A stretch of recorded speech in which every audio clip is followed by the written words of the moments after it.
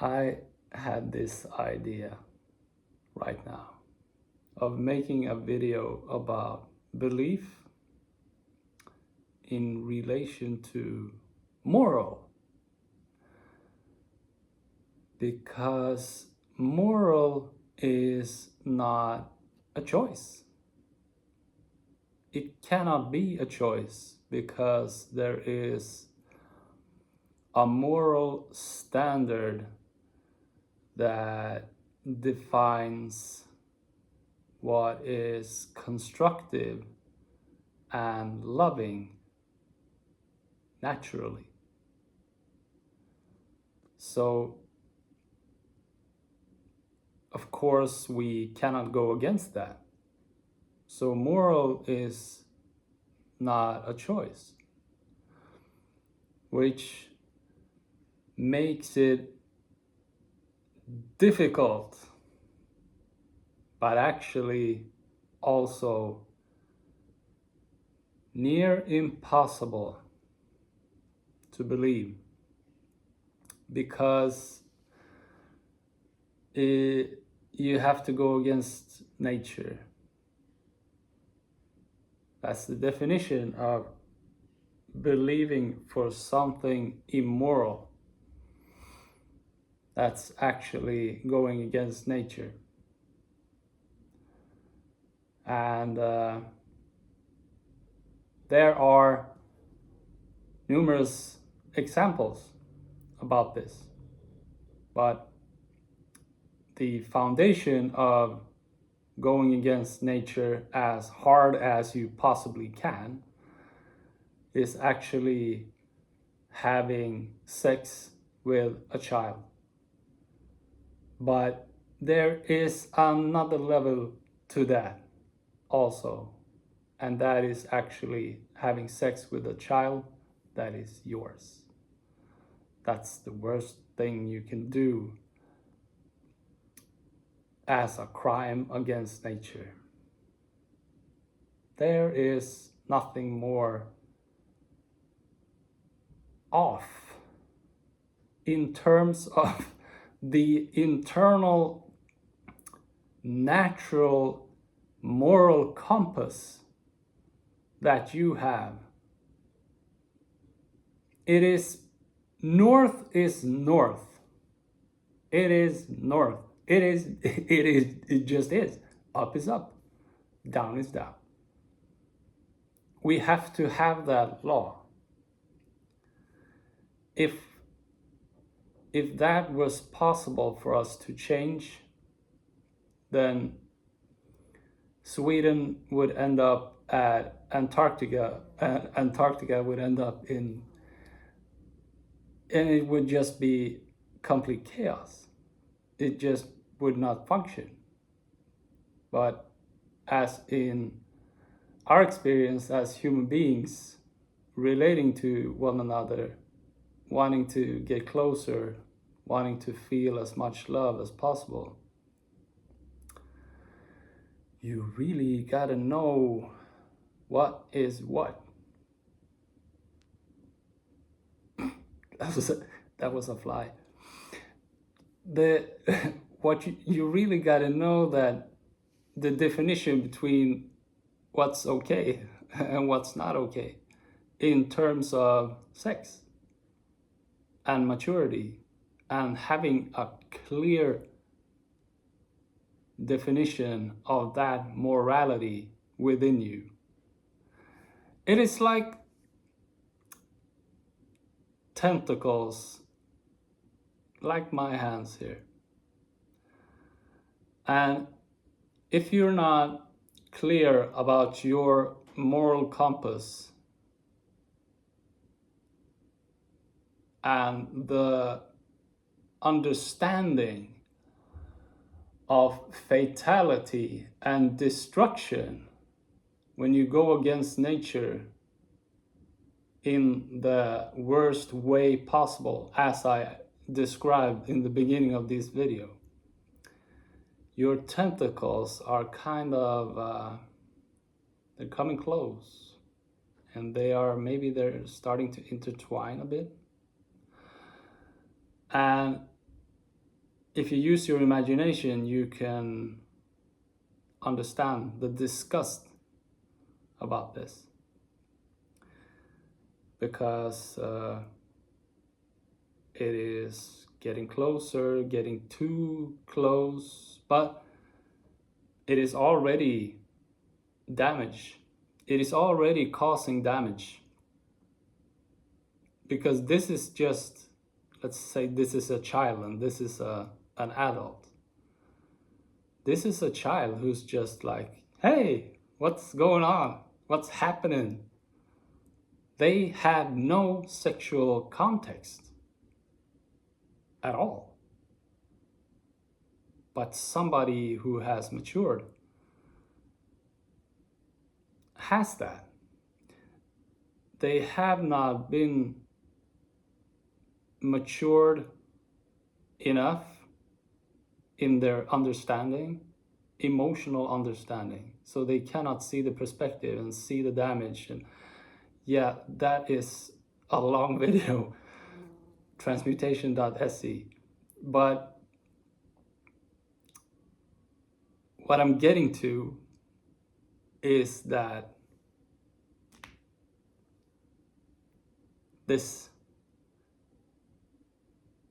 it should not, it is supposed to be like this. Like, I don't even, yeah, octopus, you don't know what's happening, and you are exploring, and you are, I see you are just immature, a baby. So I don't even have I don't have an idea of having a tentacle out as the octopus together with you. So this video was not about child sexual abuse, but it was about moral. But everything is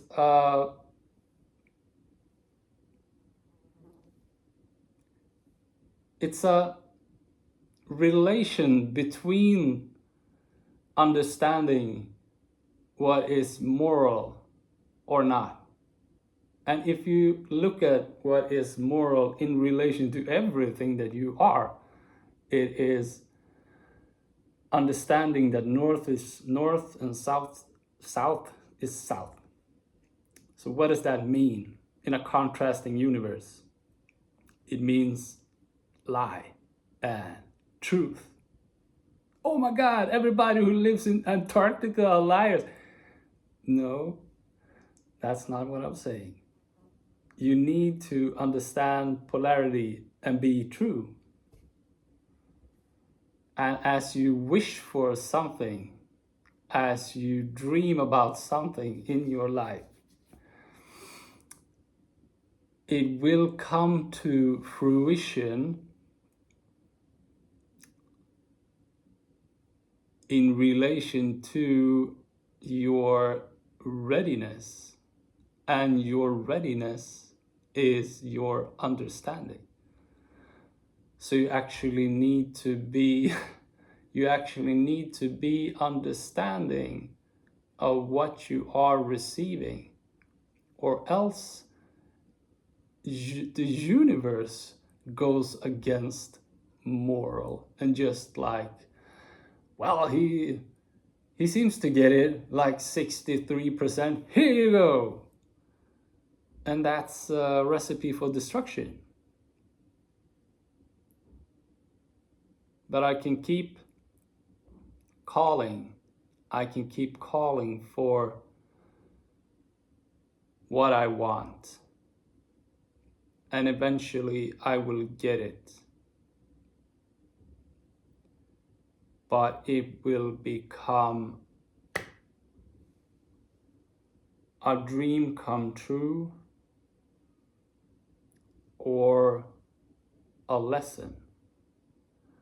And the lesson is always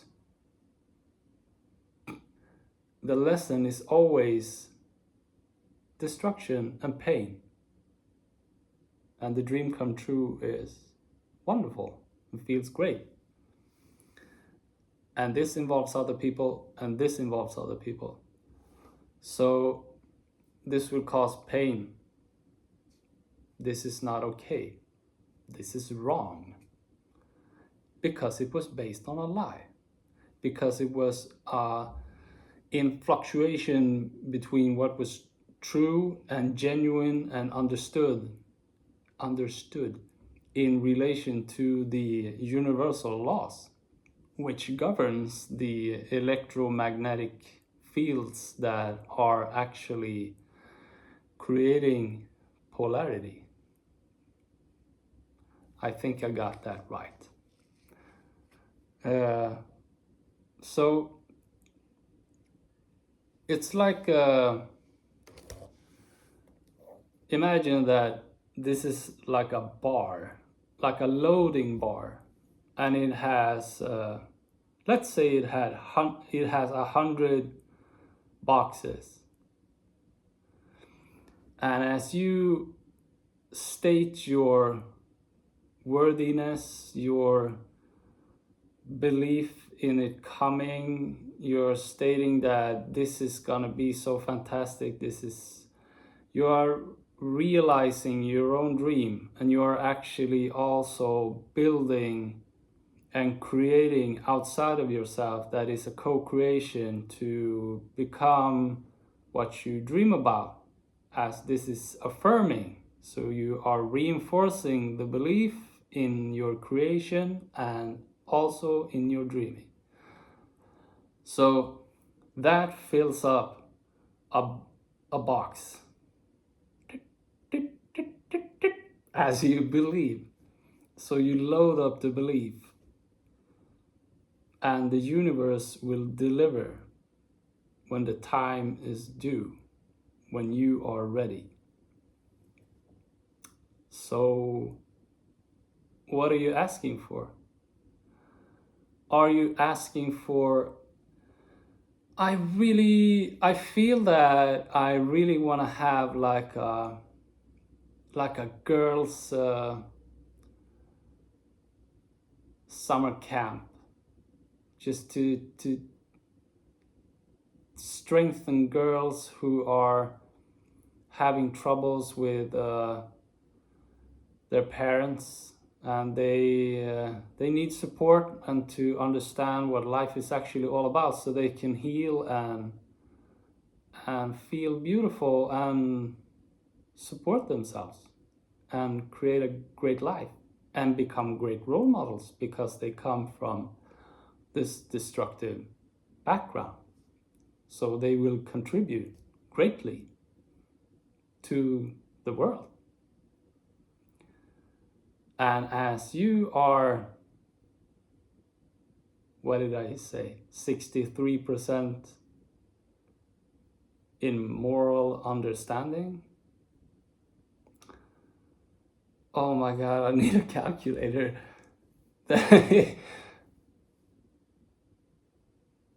70, that's 37? That's 37% immoral in relation to the laws of the universe, which is in relation to everything that is creating either something destructive or constructive. Lie, truth, pain, love. So as you work and you continue to create and you invest your money and you want investors and you want to build this summer camp, and you become a facade and a role model of, I can really offer what I say, but you are also 30% immoral inside of yourself. You will be living in pain, and that pain will also be something that you will have to deal with. I'm going to throw this away now. That's something that you have to deal with, because pain just doesn't go away. So how do you deal with that pain then? How do you satisfy?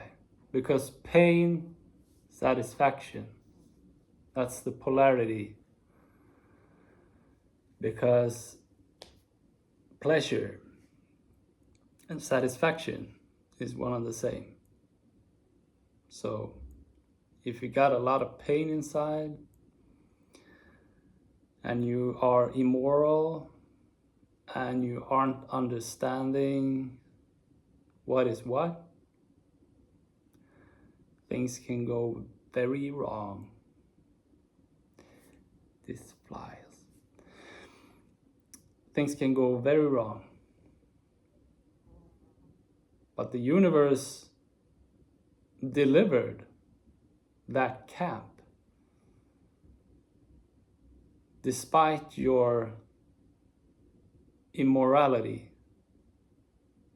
and maybe there was destruction. If those 37% of immorality was there in that man, that Girl Scout place will have created damage on that young little octopus who didn't know anything about sex, who is just a young, beautiful girl. But he didn't understand love. He didn't understand moral. And that's why the damage was done. And maybe this individual doesn't own the summer camp, but is an employee there.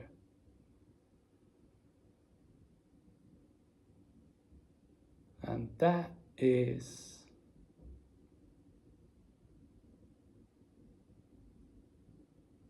I don't have an answer. I don't have an answer for that. I know that we can spot a lie. Yeah, the answer is actually intuition, like precision, dead on intuition, no thought at all. Just there's something wrong here.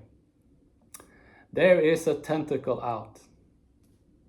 There is an idea of, but can't keep, yeah, like that. And then it's just, if there is a safety net around that person, like an employment contract,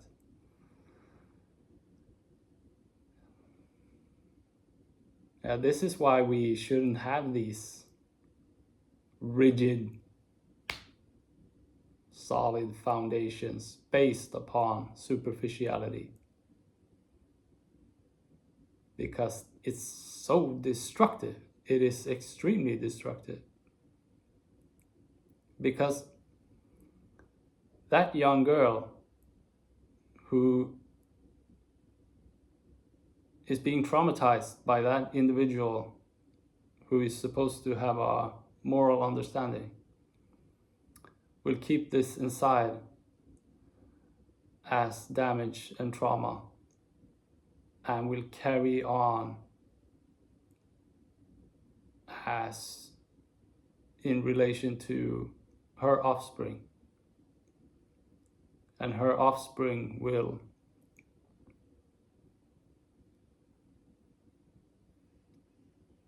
live in lie to a degree. If she isn't recognizing that what actually happened and who did wrong and who was clean and perfectly okay and always will be. So there is a great deal of understanding moral and what is what, and keeping a clear boundary. And you might think that this video is something that got sidetracked from belief, but everything is perspective of the same thing. So this is understanding the foundation of what I have just said in these 20 minutes, is understanding that this would be the 100% of crime against nature, immoral behavior. But you can have immoral behavior that is not as severe. All right? So you can have a lower percentage of deviousness, but the deviousness might not be understood. And I believe that at the core of people doing these kinds of things, it is not intentional. I believe it is a craving to satisfy an urge of some kind that they are in complete misunderstanding of. That's what it is. And when you understand that, you can forgive them. But you sure as hell won't forgive the behavior. The behavior is not okay, but they are okay. And there's a difference, because we behave immoral, but in the core of who we are as a soul being, we are in tune with nature, which is in perfection according to all the laws and what governs polarity, truth and lie, pain and love, and what makes for satisfaction and pleasure, that is for both in a loving and constructive way all through life, not for 5 minutes. But I believe that somebody who has these strong urges with an immoral dysfunction and wants to satisfy themselves with pleasure when it's not suitable and it's actually really destructive, is living in a tiny box. It is assumed in idea that doesn't expand enough to realize all of the consequences, which are emotional. So yeah, an example of that would be like, everybody likes a nice butt. I like a nice butt, and I am sexually attracted by women, so a woman's butt. And I can have the picture of a woman's butt, just the woman, just the butt, and I can look at that and be like, that's a great looking butt. But if we zoom out that image, and all of a sudden it's like, oh, that was an 11-year-old girl, then that butt should change for me. That butt should become another butt. It should not be a butt that was originally sparking those kind of welcome Mr. Tentacle, let's have an octopus party.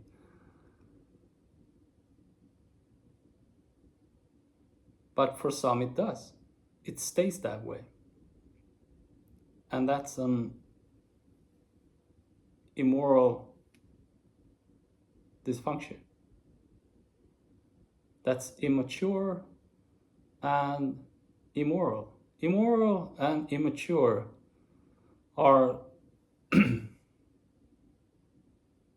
aren't they just the same thing? Immoral and immature, the same thing. Like humility and gratitude, the same thing. I think so. I feel so.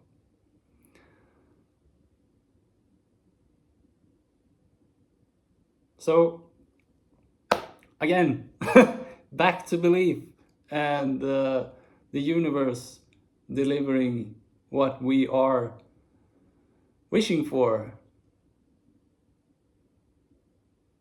The universe will deliver. So if you are 99% immoral and 1% moral, however that is possible, but it's how a person is 30%, 37% immoral and 63% moral is because they are living truthfully and listening to their intuition, and then they give in to pleasure, which is for them immoral. And that has its roots in their treatment and how they have comprehended life from their upbringing and everything. So that's another video. But to to talk about belief again and the universe delivering, it will deliver as you stand firm in your conviction. As you stand firm in your conviction.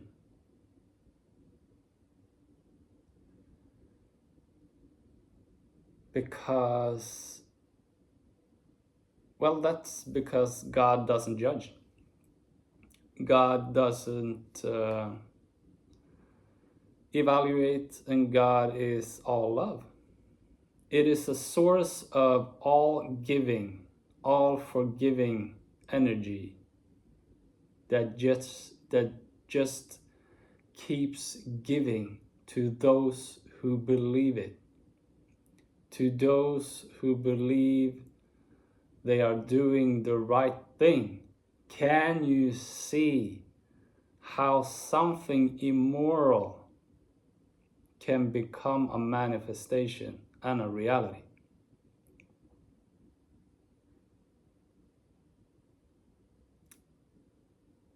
Because we are the ones who judge. So if I were corrupt, and corruptness is actually immoral, and immoral is actually immature, and immature is actually misunderstanding in relation to the laws of the universe, in relation to energy, which is eternal, that governs everything and is the origin of everything, and which everything stems from, that eventually becomes manifested. Then I will get my summer camp and I will destroy so many girls. Can you see? And that's why would the universe do this? It's like the universe should know better. Yeah, but the humanity is supposed to expand and develop, and that cannot happen without understanding. You will not get to the next level of development if you have not understood the previous level. It's not gonna happen.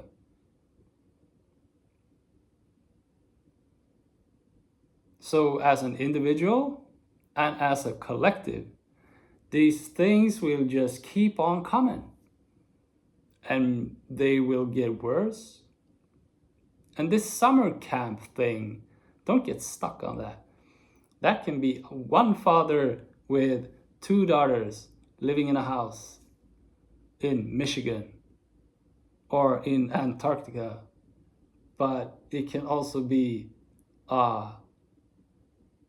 allegedly a role model for love and peace and understanding, having a retreat somewhere, accepting 300 girls per period to teach on how to love yourself and to find love and to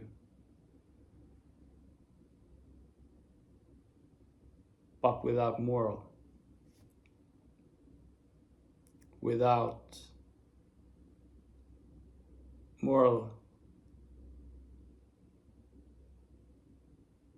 who's actually immature and who's actually in misunderstanding and who is actually creating more damage on the earth than anybody else, sitting on a throne of superiority, of just being the guru.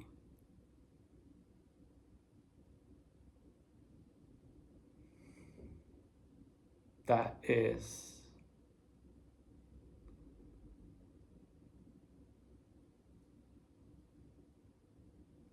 it's so wrong.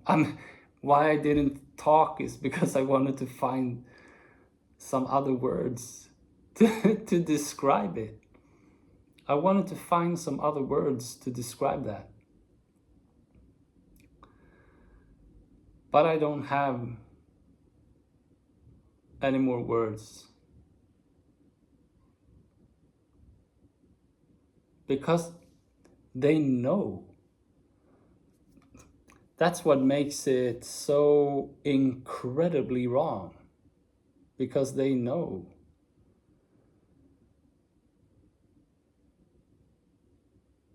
They know, but they take advantage of it.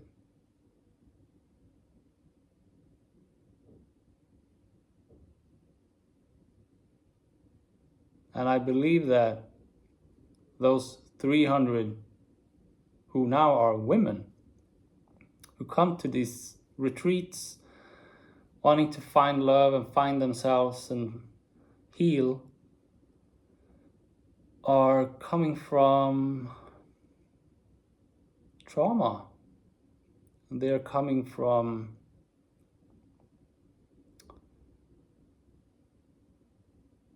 well, I would suggest for the most part an unhealthy relationship with their own father. And that doesn't have to be super destructive and physical. It can be just loss of connection because the father had troubles with being open and connecting with his own love. And that's hard if sex is love. If sex is love, you cannot connect fully with love as in relation to your own daughter. You keep a distance. So if sex is love, but you love your daughter, but you have a moral understanding, then that will keep a distance between you and not the daughter, between you and love. That's a fail in complete connection with love within yourself that just becomes manifested outside with your relationship with your daughter. That's what it is.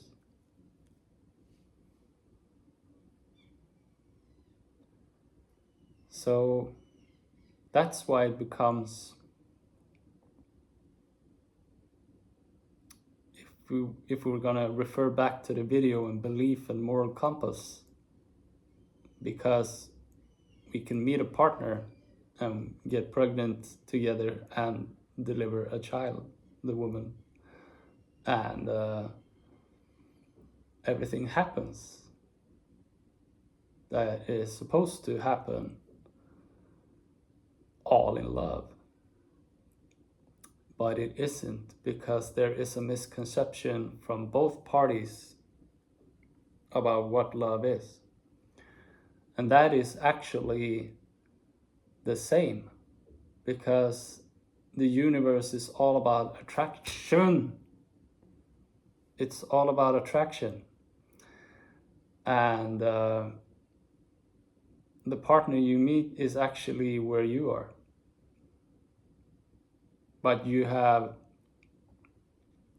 different experiences, but they are the same experience nonetheless, as in lesson to be learned for development and for expansion. That's how the universe works. It's perfection. It's always perfection. There are no mistakes to God. God needs no advice. God is perfect, always. If God wasn't perfect always, the source, then there would be no universe. Because even a strand of hair in the cosmos would disrupt everything and just and then there would be no planets or anything. So it's perfection, absolute perfection.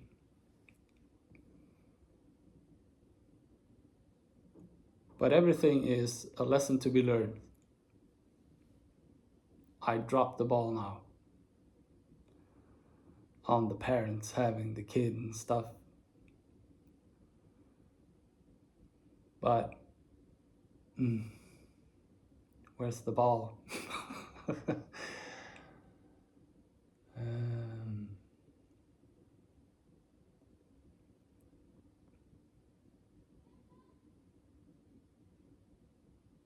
Maybe I'll just take 30 seconds.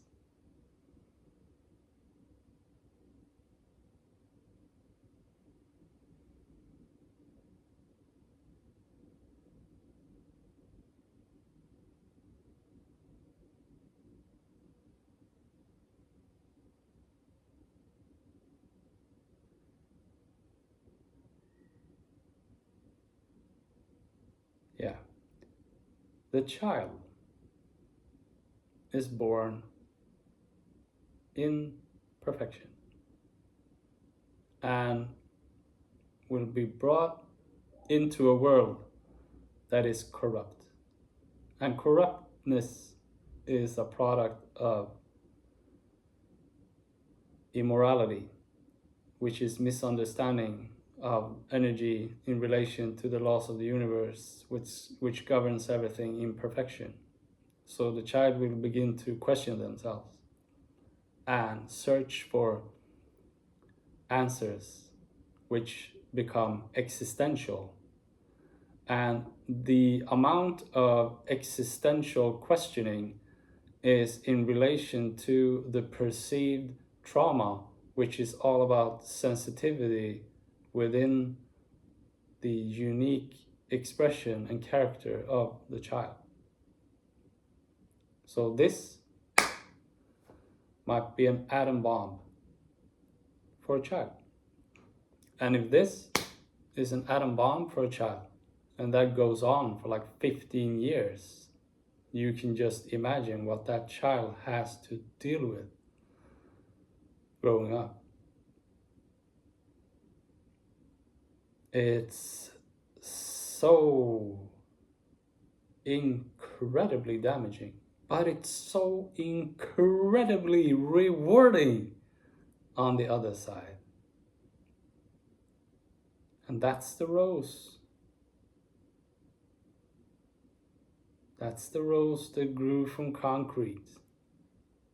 That's the rose who beat the odds, because the odds were against the rose in relation to freedom and beauty and love.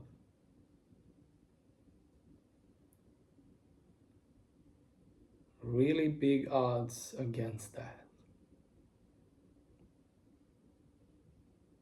And the rose gets no support. No sir, ma'am. The rose get no support. It has to manage things on itself to get through the concrete. And how can it make that happen? Through understanding. And from understanding comes a greater and grander perspective, which can see where things come from, what the root cause is, and forgives. Which in a mathematical equation equals equanimous, equaniminates, is that a word? Balances out the guilt.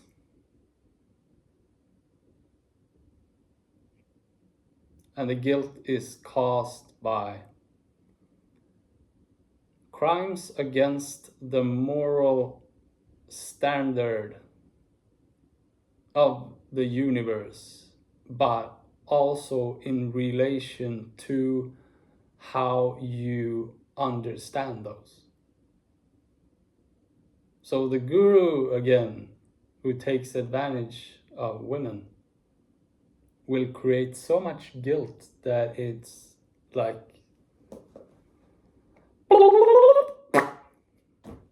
100% guilt. And somebody who is like, but I thought you wanted and I wanted and I want love, and so this wasn't love, and we relational twist, drama, that will create another percentage of guilt, which can be dealt with as both parties forgive each other and they forgive themselves and come to a greater understanding, and then they're friends again, like that,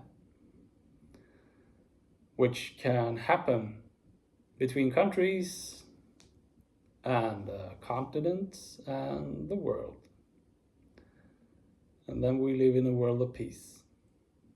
So what is necessary then? Let's have a peace party. Let's meet up at my place, bring some chips, a bottle of wine, and we'll have a peace party. It's not gonna happen. We have to face up. And that is actually not in relation to somebody else. It's in relation to God, to Source, to absolute perfection that gives us everything, that actually makes this possible, that makes everything possible. And you can't cheat that. You can, but as rewind the video and watch it again will create so much damage. And there will always be pain in relation to love. It is like if you love somebody really much, it hurts. It hurts. So it's love and pain is really close, but it shouldn't be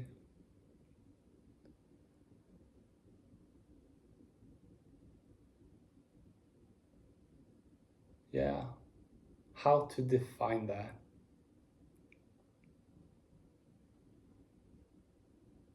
Well, not a lot of pain is, well, it's that's a good start.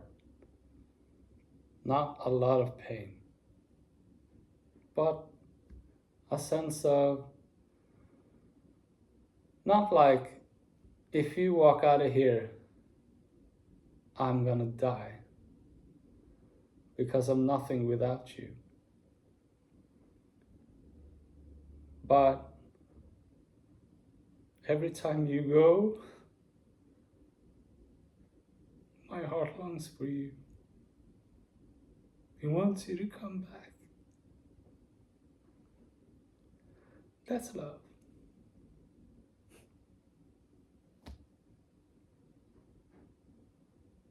That's love.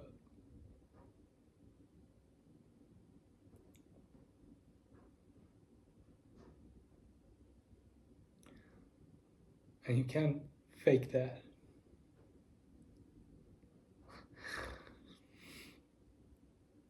You can't fake that. Unless you are a brilliant actor, of course. And if you do that, to gain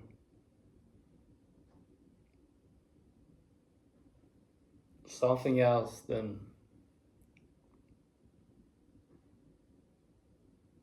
love at the core of your desire, you will be automatically unfaithful to love.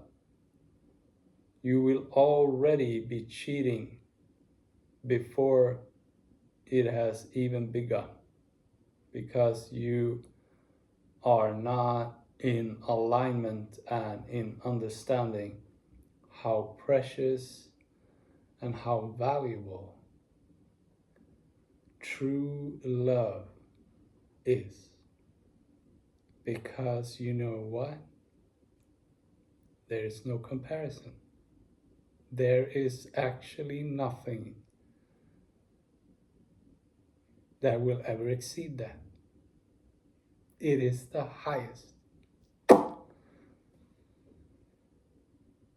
Because that's God.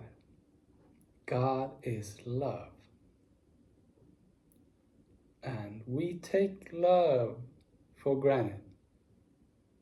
And we abuse love. And we mistreat love to satisfy ourselves momentarily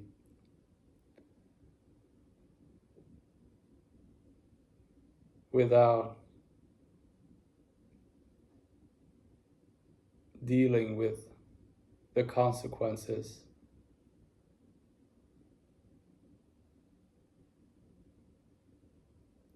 And that becomes somewhat all right if we are stupid, if we're stupid. Yeah. Like somebody who is doing that sexual abuse with a child thing that I talked about, and who is just like I don't I don't see the problem. I can you it's just it's a body and I have a body and we just I don't see the problem in that. Can you help me to? That's stupidity. That is stupidity as, again, a misunderstanding and immature behavior and out of tune with the moral compass that is actually the universal laws governed by God in absolute perfection.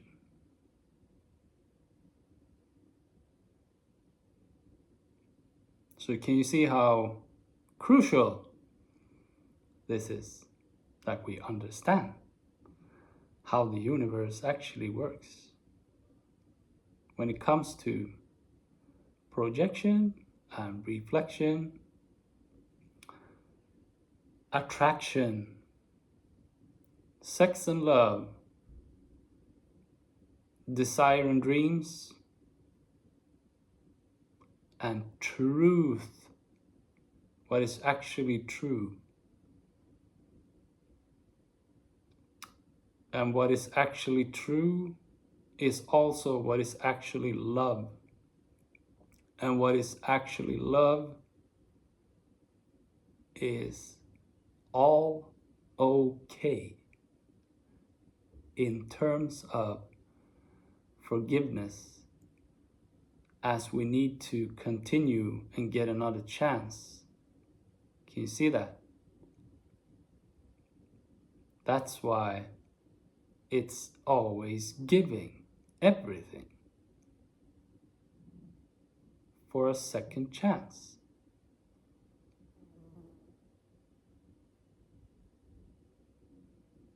But you should not receive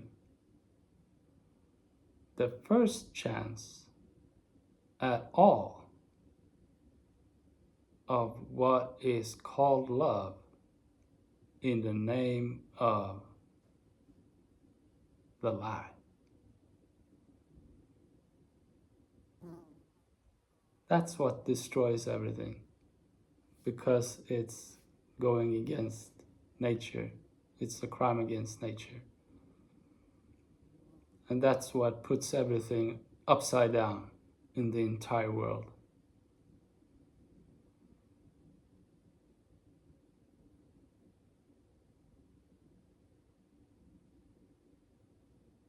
And also,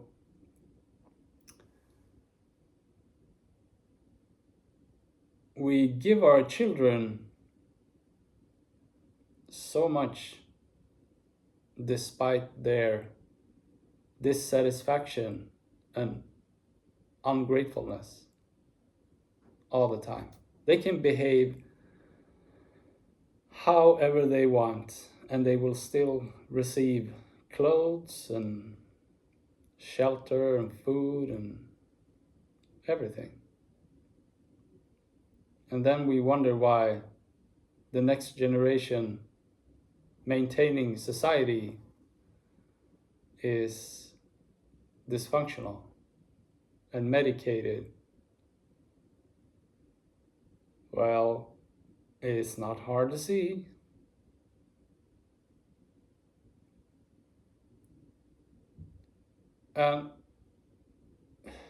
It's too much to get into in this video right now. But at the core of things, everybody wants a great life. Everybody wants to receive what they've always dreamed of. Everybody wants to live in joy. Everybody wants to live in happiness. And everybody wants to have a bit of excitement as we dance close to the fire, but nobody wants to stand in the fire. Yet some do, out of misunderstanding. And all of this can be resolved to be exactly as it is today. But look at this. If we study the laws of the universe in relation to being a human being, having faith in God, and understanding that God gives us all and is the ultimate reality, then the atom bomb that Russia might drop on that other country, who I can't remember the name of,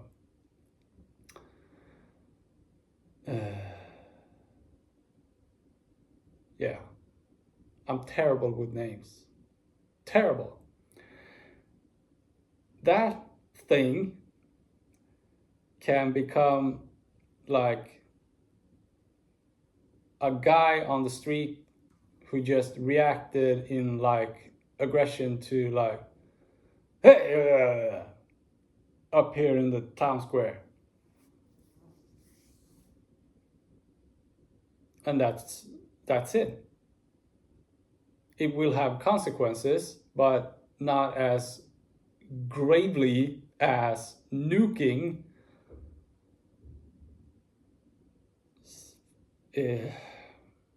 But it's all a perspective of the same thing.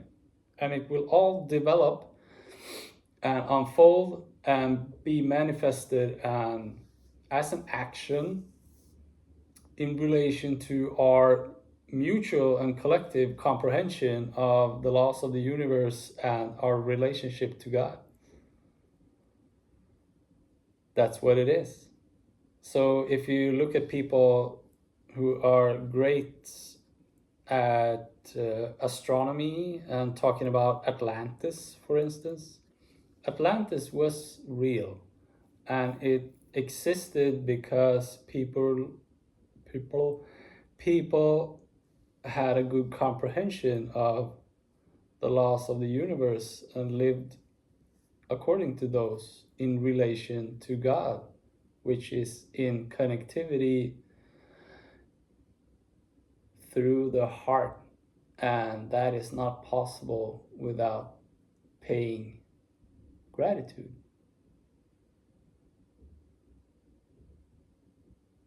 So you have to give back to the source that gives you everything in humility, but not in submission. So that's why it becomes Father God. But that's just that's a control mechanism created by the masculine mind, which is dominant within a man as to rule the kingdom and be the alpha. But the alpha is also necessary, because without the alpha, the herd is just like blah, and everything is chaos. So what does the alpha really need? Like, can you answer this? After watching this video,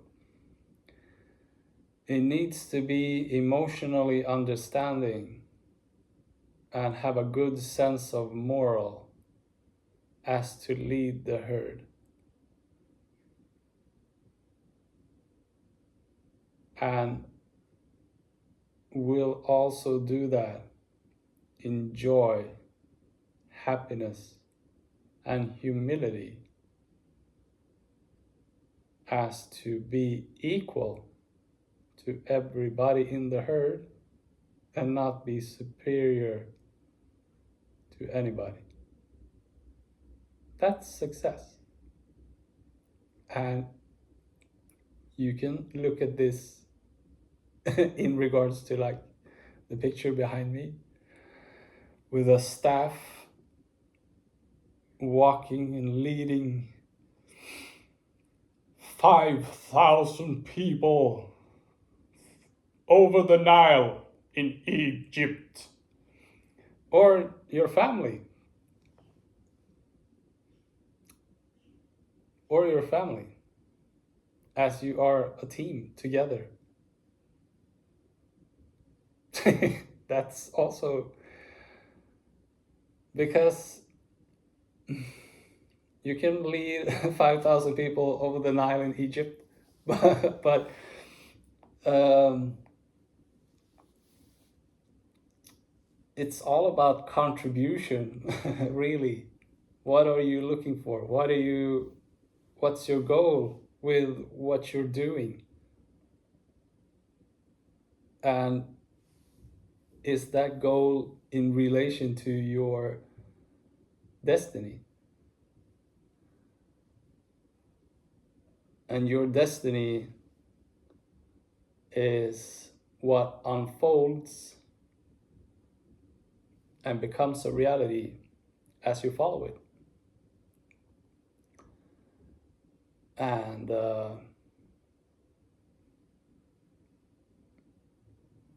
that's also pain and pleasure. Because the more you refuse to follow your own path, as to listen to your intuition and your dreams and your visions that are telling you, hey, this is what you're supposed to do, then you will feel pain. And as you do that more and more and more, you will receive pleasure. But you will also receive a lot of pain, but in a good way. Because no pain, no gain. As in the rose that grew from concrete, that went through so much pain and opposition to get out on the other side, just to be who they are. Just to be who they are in the sunshine, receiving rain every once in a while, and a bumblebee that comes by and gives it a kiss. That's all right. But as a human being, that kiss from the bumblebee should be in accordance with a moral and emotional understanding of the laws of the universe that creates polarity and all of creation in relation to God and truth, which is what wants humanity to develop and expand and become better, as in more true. And that means that the kiss from the bumblebee can be on the mouth sometimes, and it can be on the cheek sometimes. It depends on who it is. And there can be some other kissing as well.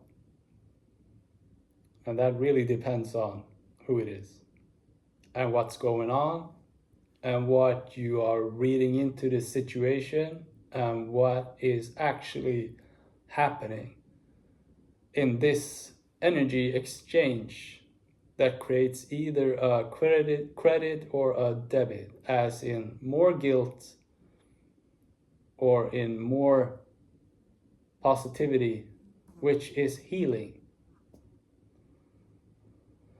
And what is positive is not a momentary pleasure. It is something that is congruent with what makes the forest live on. Do you understand that? That makes life go on. That makes love go on as love was intended. So everything is all right. Everything is all right. when the mutual understanding of the energy exchange, as in relation to being mature and moral, happens, then anything can happen. You can do whatever you want together. Then everything is just, it's just fun. It's fun and enjoyable and pleasurable. But there are no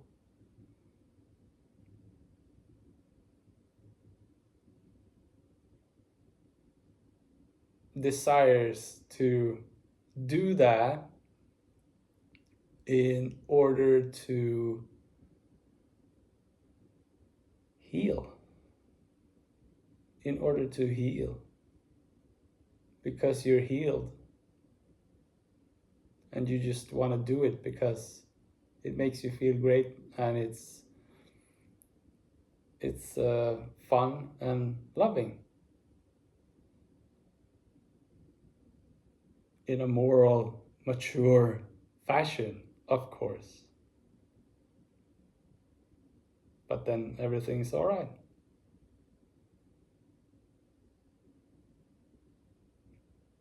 And then you actually get what you dream of. Then you get your realized dream. Because you get your partner that likes what you like, kind of, or you have so much to give each other that you appreciate with each other because you're no longer in any need of each other, because in the sense of healing, of getting to the surface, of feeling good and great about yourself. And you can't really feel good and great about yourself and believe yourself if you are disloyal and dishonest, which is lying, which is immoral, which is immature, which is not understanding the laws of the universe, which is not connected to what love actually is. So you see how it all works together. Like super simple, perfectly fine. Beautiful. Beautiful orchestrated universe. Who would have thought? Who would have thought that God knows what is necessary to make things work? Like stars, Jupiter, Andromeda. All of the things happening all at once, from the sprout of a leaf coming out of the tree to a beautiful leaf, to the rotation of Jupiter as to the alignment of Orion as a reflection of the Nile in absolute perfection. That's what the Egypts knew, and that's why they built the pyramid.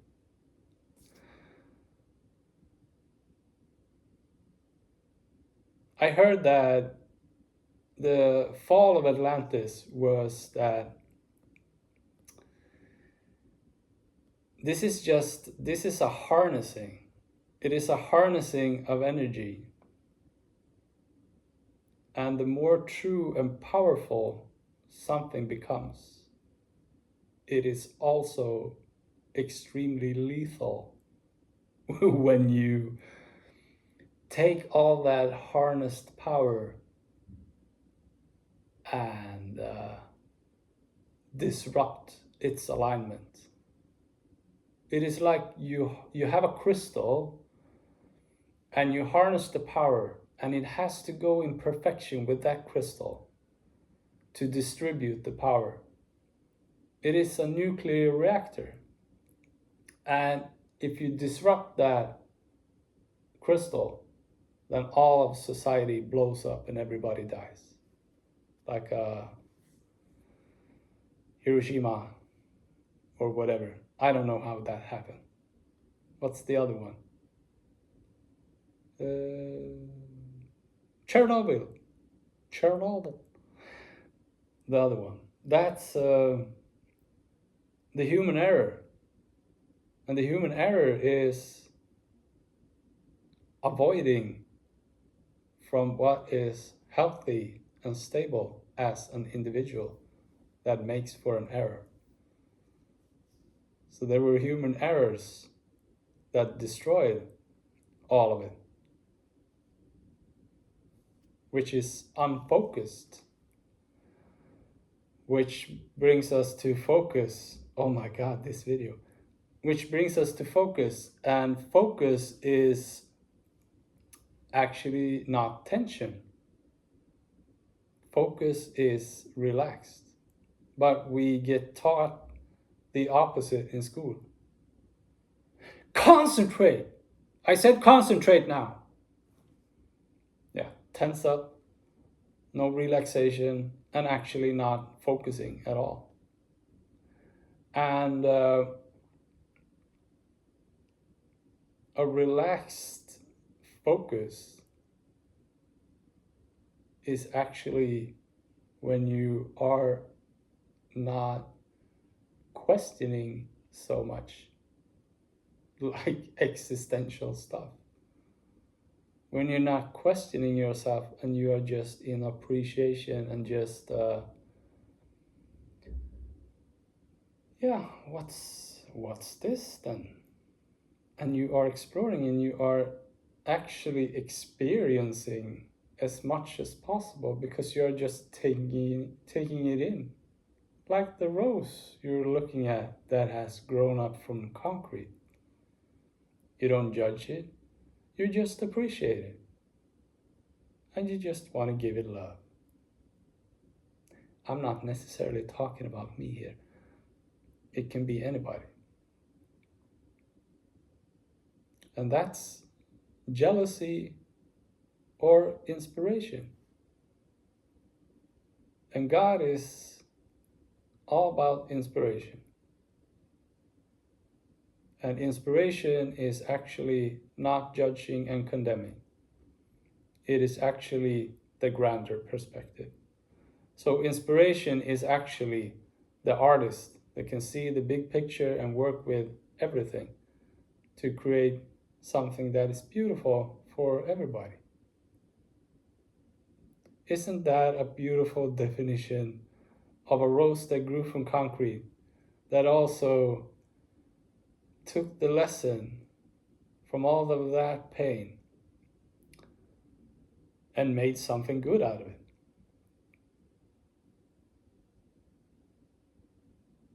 And that's what we are supposed to do. That's what we are supposed to do as human beings. Because it's the only way for us to come closer, to heal, and to understand, which makes for a more moral society, which makes for a more mature society, which makes for a more stable collective power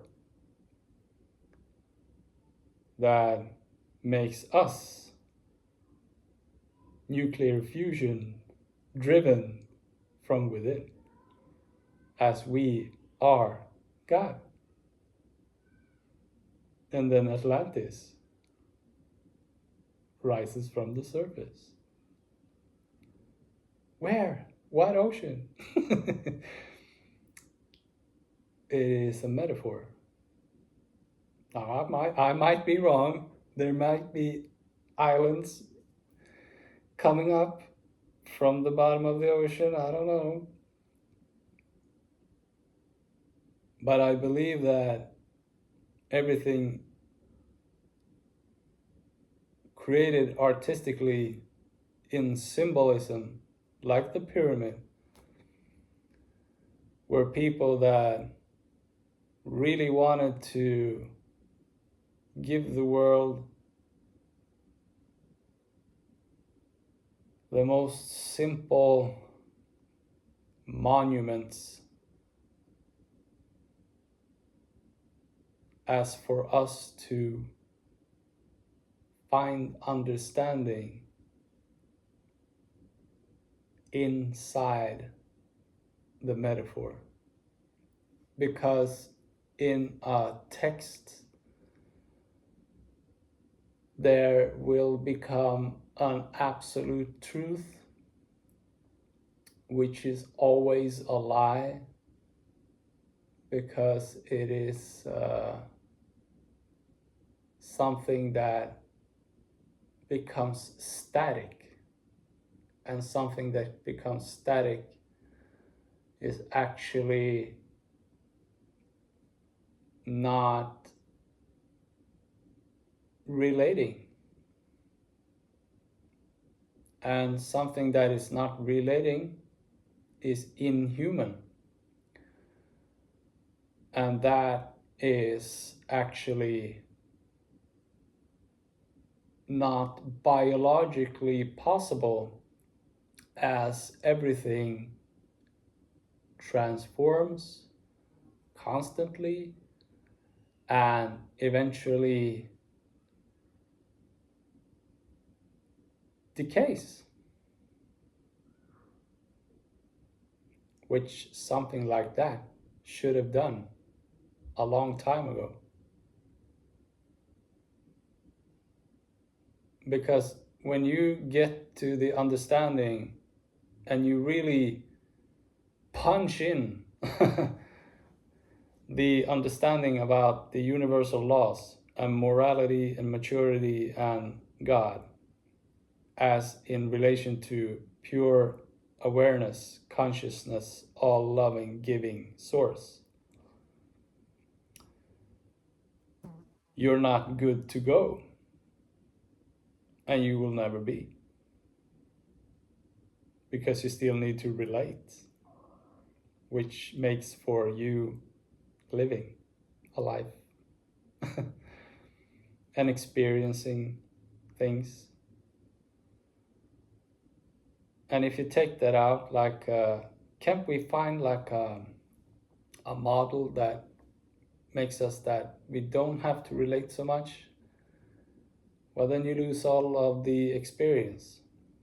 So there will be nowhere to travel, there will be no different foods, there will be no different music, there will be no different colors, there will be no different geographical structures, there will be no third dimension, there will be no world zip back, there will be nothing.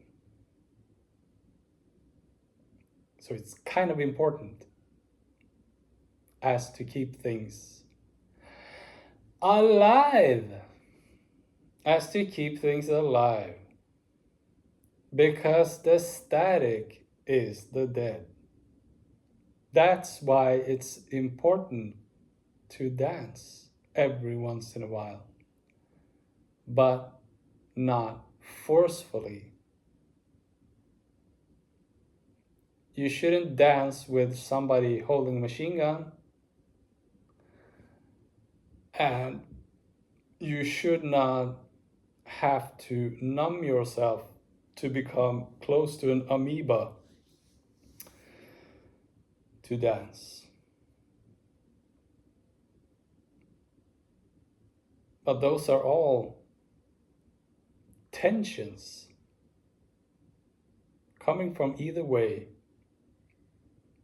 which is guilt, shame, and fear, all in misunderstanding of the laws that governs the universe, and a misunderstanding of sex and love, because then the masculine, the control aspect of a human brain, which can be female or male, has a hard time relaxing and embracing emotions and fluidity and just being and singing and enjoying themselves and having fun and just being relaxed.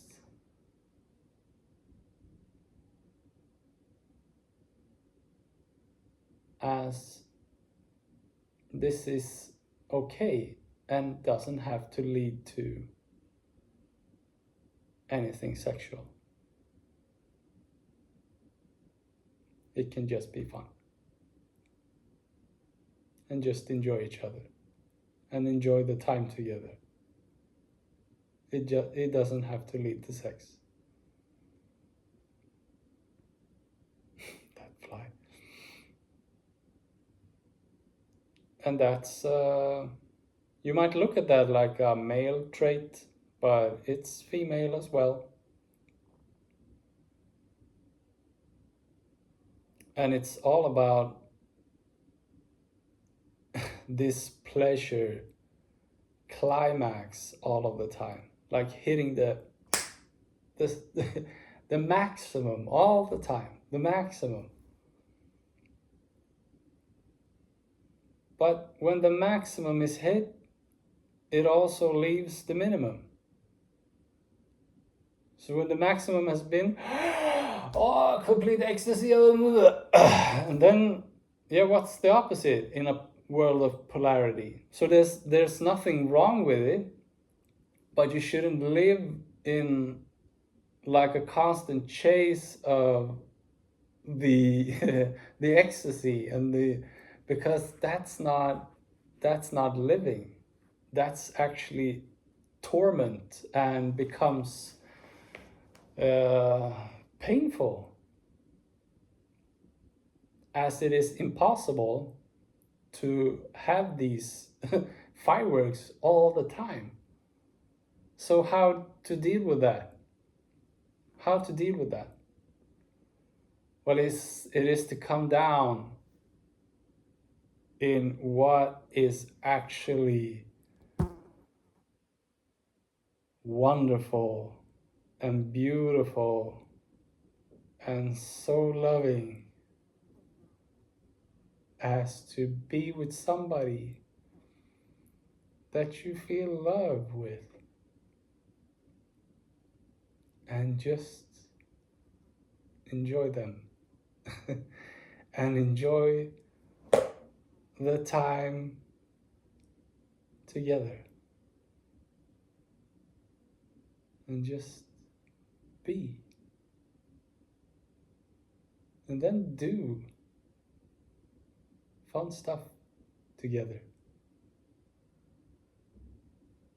But the climax, the ecstasy of whatever, I'm not talking about just sex here, I'm talking about travel or whatever it is not a definition of we are having it so great, we are so good. But it becomes that if you are a child that comes from an understanding of feeling unworthy and a subconscious conviction that you are bad, because then you become your award, as that climax tells you that you are good.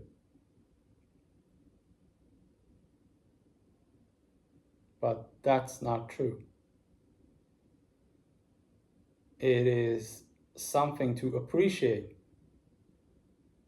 Like, oh, you really acknowledge me and you see me and you wish to buy me flowers because you love me so much. That's a different thing.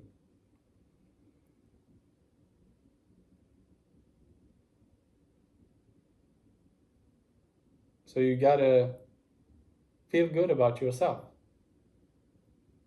and have trust and be in a moral understanding of the universal laws and be in connection with love, which is God. God is love. And then you're all right. and then things happen, things come, things unfold, things will just naturally come your way. As you are a source of great inspiration, and also because you are secure, and because you are safe as to handle other people in delicate states.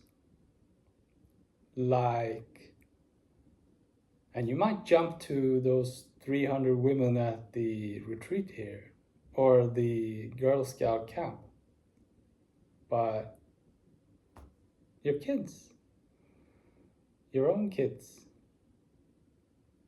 who are in a delicate state, who are growing through concrete in their experience, which makes a great understanding of the unique expression that everyone is and goes through and has, which is the same thing.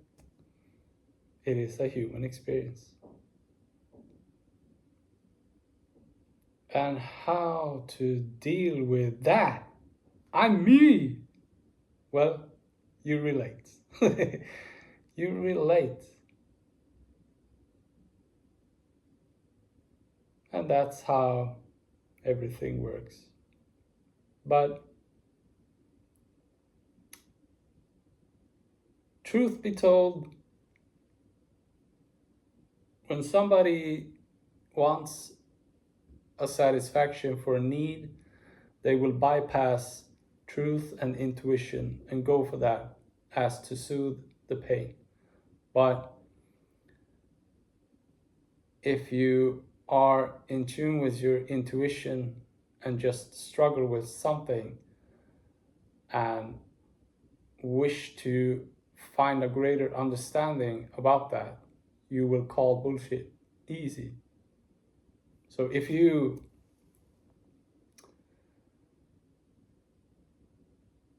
you wouldn't even go to the retreat, I think you would sense that. So does that mean all retreats? All camps? Of course not. But you will sense that something is wrong, which is can become a problem if you are full of fear of everything, because then you will bypass your intuition and replace that with judgment, like everybody is devious and everybody is hurtful and everybody wants to take advantage, which is not true. And that's risk. That's risk. And you gotta risk for love, which calls for bravery. But it shouldn't be putting on a armor and a shield and a sword. You can replace that with a bazooka and military tank, to that kind of bravery. It's the bravery to put yourself at risk for love and for truth.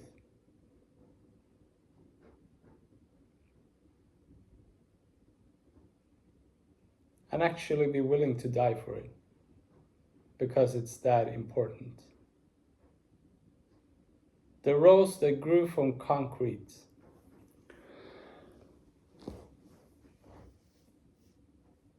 has gone through so much emotionally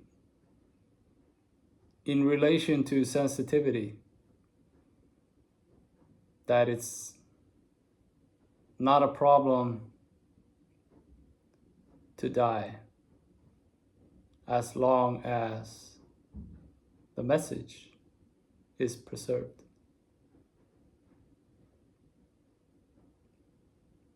And that's Jesus. That's what the metaphor of Jesus is. Because without somebody doing that sacrifice, the world is heading down the drain in corruptness, as it is actually now governing itself by its own law that is immoral and immature and not in relation and in accordance with the goddamn universe. Oh, why isn't this functioning? Could it be? Could it be? Could it be that we are not at a great, solid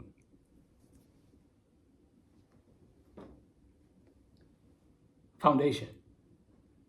That we're not in a solid, stable, great foundation to build upon, which makes the structure so strong. The most stable and the strongest geometrical structure in the universe is the triangle with equal sides, because it pressures on each other equally in perfection, which makes the structure hold forever. That's what they understood. Mom, dad, child. You can flip those however you want it, but if mom and dad, as they meet up,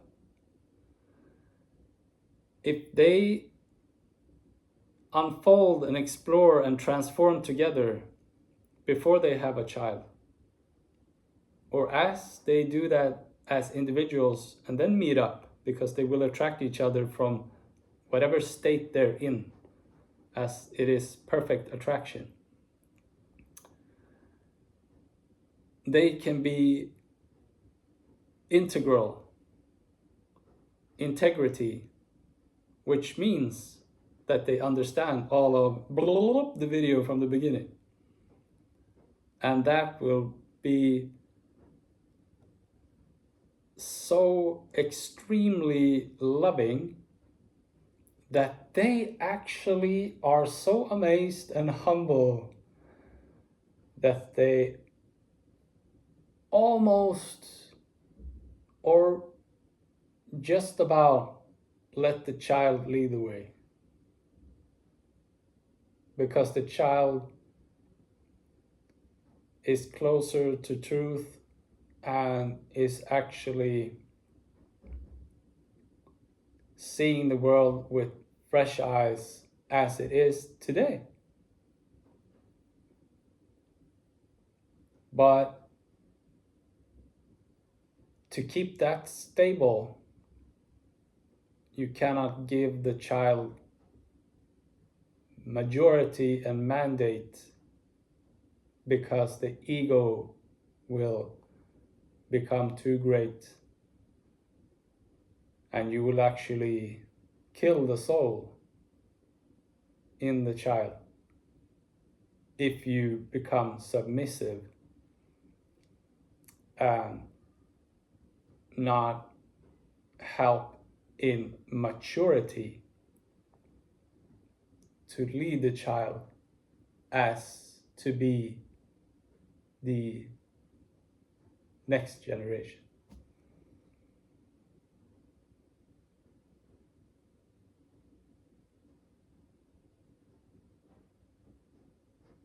Yeah. It's like, oh,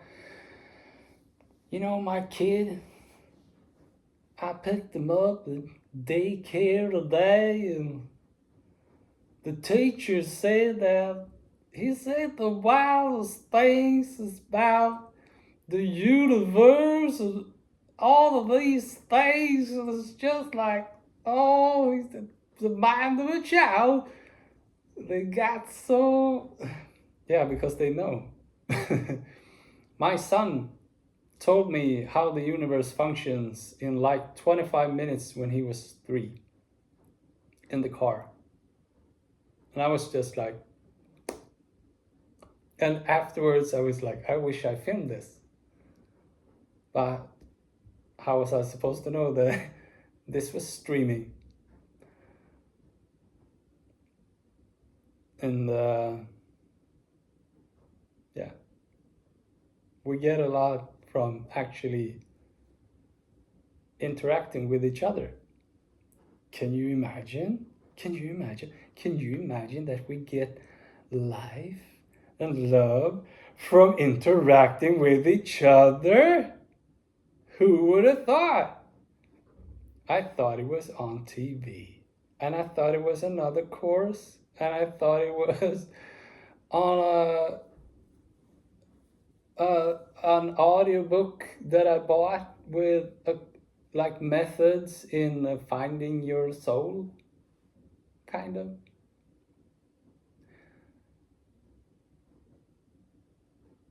It's all good. There's, from all of those creations, it is not deviousness in that sense. Everybody at the core wants the world to be as great and loving and morally mature as possible. That's what we all want, primarily. But the ego is strong. So making this thing about love into an industry, well, you hear the words, you hear the definition of it. It is collecting paychecks over dead bodies. It's a harvesting. It's harvesting human bodies. As you sell something to somebody that you put together in hopefully a very loving and really deep sense of healing for this other human being, and not in as how much money I can get out of this human being. Because if you do that, you are pretty heartless.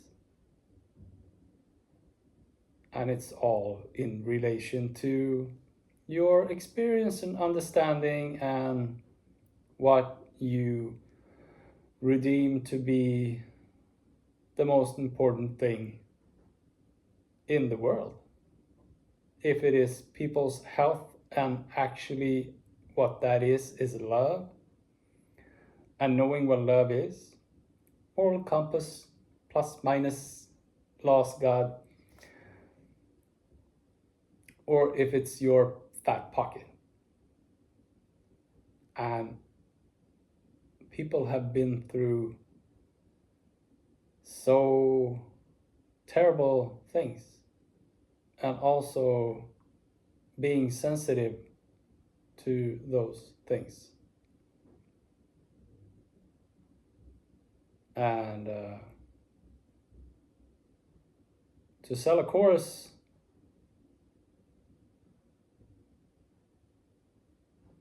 is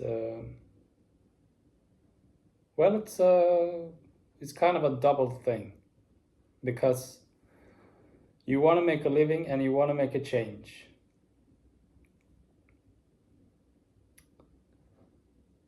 And the people who buy the course need to invest in their own health, but also need to learn that they need to do the work themselves. And that can only come from experience.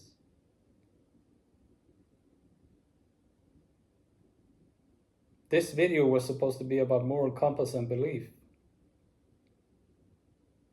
And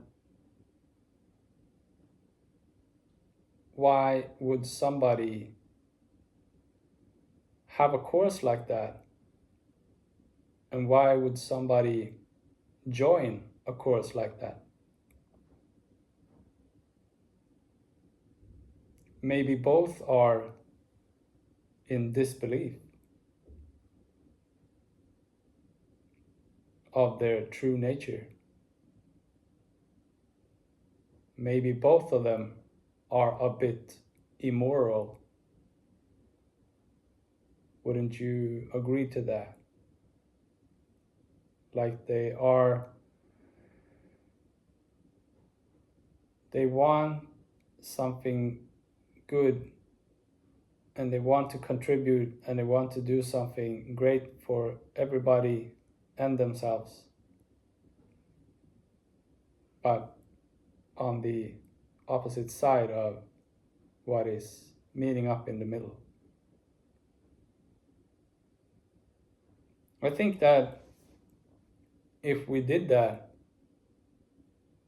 as a human race, making love free, as it is, love is free, at the foundation of understanding what love is, then we heal. As in having schools educating what the hell is going on, more or less. And then we can have the money game to be a part of the infrastructure, but outside of that, this should be free. So no governmental, no commune, no regional, no nothing, no affiliation, just free. Love is free, so it's supposed to be free. Free all the way. All giving, all supported. So how about supporting that? How about supporting that? That's great. If you trust that, and if you have faith in that.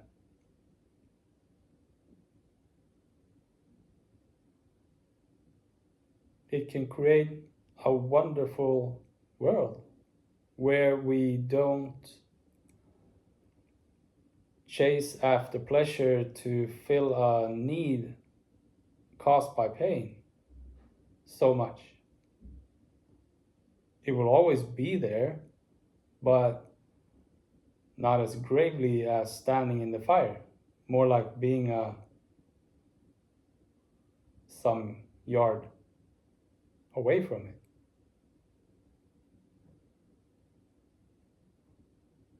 What a wonderful video this is. I feel like I explained life in a video. It's impossible to do that completely, as we need to relate personally, and that can only happen as we interact with our own emotions and feel intuitively what is actually going on, as we are sensory perception beings that create a material existence through our perception, which is a product of our subconscious convictions, the mind of habit, which makes for something secure and comfortable only in relation to what we accept it is, which is something that can be extremely immoral, as to satisfy ourselves momentarily and not seeing the greater perspective and the effect it has over time to come and all of history being created as one race.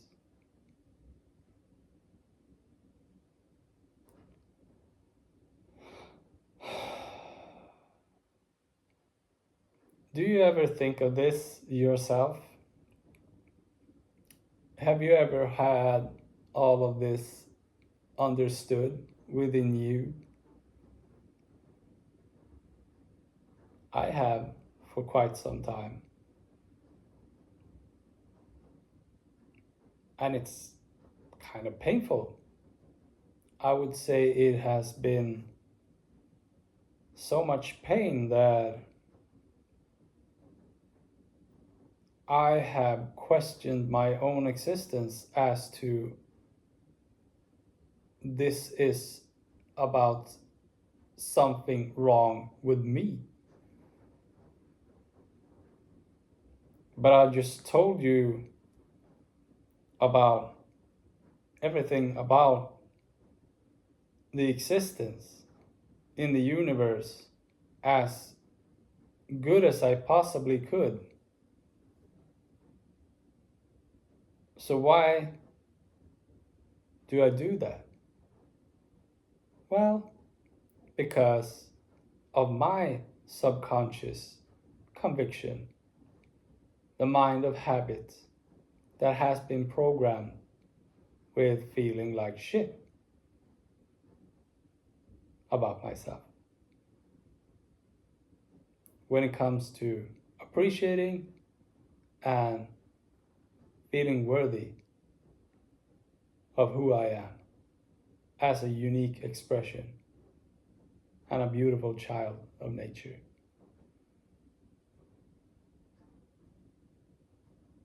I don't have a history of doing extreme crimes against nature. I don't have that. What I mainly carry is guilt from parents that received the promised child. Ooh, the promised child. You are also the promised child. We are all the promised child. Because you see, God is the all-giving source. So you are already promised everything. Everything is already yours. That's what it means. If you stay loyal and true and faithful and believe in the source that gives you all. And that becomes hard as you are subconsciously convicted as not worthy of receiving. So that becomes a struggle that takes years. And it's all in relation to sensitivity and what was done. So the inflicted pain as to becoming perceived as an identity of this must be what I am, as I'm being continuously treated like this. So that is what becomes a perception. I'm being continuously mistreated, so I must be trash. And then you continue with that when you leave your nest as a bird trying to fly free, and you continue to mistreat yourself in self-sabotage as you live under that impression, which creates your perception of yourself, which is inverted image of where you are supposed to go. And that makes for your internal compass of returning back to love, truth, and source. Because how else would you find your way? It's not like you buy a map and go out into the forest and find your way. You find your way inwardly. So that's why it's necessary. So the pain and the misconceptions are to be misunderstood all the way. And that's healing. That's healing. And when you've done that, and you realize where it comes from, first you will blame and judge and be angry and frustrated. But then you will understand the greater perspective of it. And you can only see misunderstandings and reactive behaviors in frustration coming from pain as they wish to pleasure themselves momentarily to get away from the uncomfortability, which made you suffer in their lack of responsibility, but is also in misunderstanding and not being humble to the laws of the universe in relation to God and understanding what love is. So, what's not to forgive?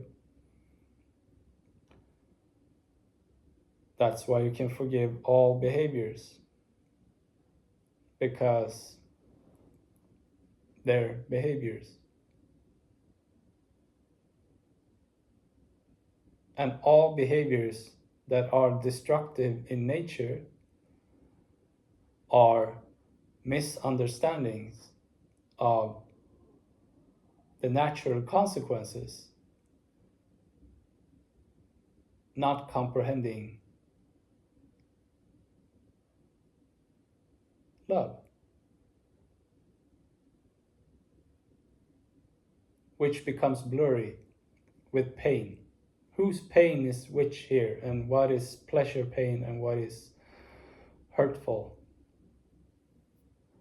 What is I long for you, and what is I die without you, and what is sex and love, and all of it. So if you listen to this video and if you checked out transmutation.sc, it is not about understanding everything written as to understand the universe. It is to understand how important it is to actually relate and to stay centered in your heart and your intuition and making moral choices as to what is healthy and not healthy. And that is possible when you live a life of presence and a strong desire to make things as great as possible. And what is as great as possible is actually what is the most true. And what is the most true is actually what is the most loving. And then everything becomes great as you do so, in peace. Because you see how a small misconception can grow over time and become a dragon that was initially a mosquito if we do not deal with it. So we talk about it. We talk about it together, and we heal it, and we see what it is, where it comes from, what the misconception was. We get rid of the judgment and the condemning. We forgive, and we wish for their love as well, and for our own. We wish for love for all, for freedom for all.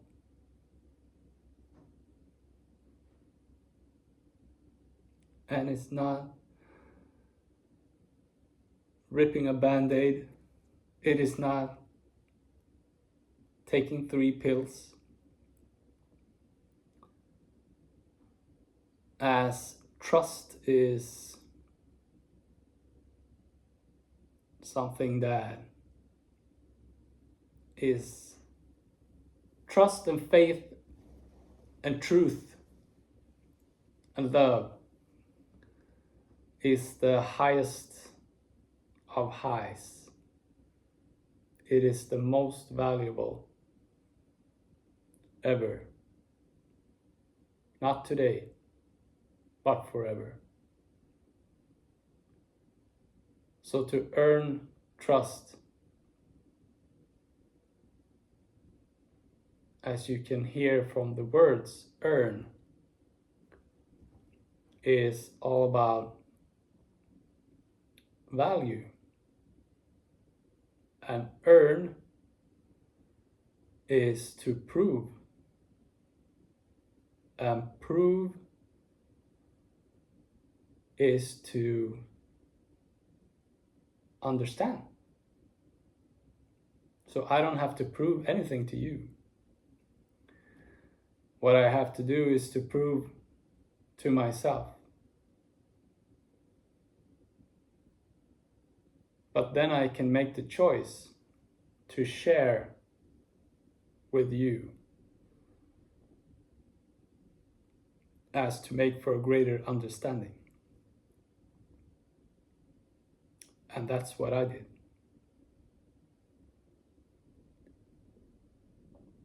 So I'm not trying to prove myself over anybody else. I have been struggling to earn the trust to love in relation to myself, as I have been mistreated and mistreated myself.